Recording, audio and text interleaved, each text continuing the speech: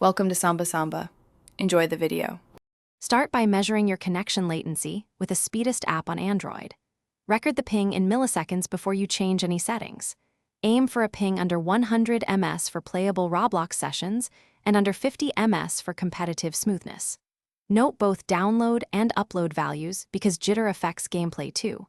Also check whether you are on 4 GHz or 5 GHz Wi-Fi bands.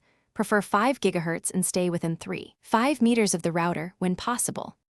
Close background applications and disable autosync to reduce CPU and network load. Turn off large downloads and streaming on the device while you play. Open Android settings and enable developer options if not already active. Set background process limit to 1 process to prevent silent apps from using bandwidth. Update the Roblox app to the latest version and clear the app cache to remove corrupted data. Reboot the device after updates and then retest ping with Speedest for comparison. Try switching your Android device to a 5 GHz Wi-Fi network to lower interference.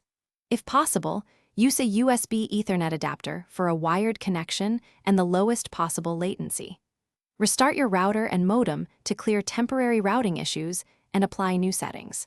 Check router firmware and install updates to improve network stability.